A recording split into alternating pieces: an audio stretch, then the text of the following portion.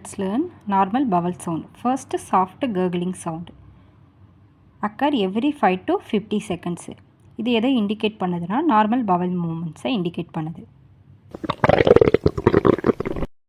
Next hyper active vowel sounds.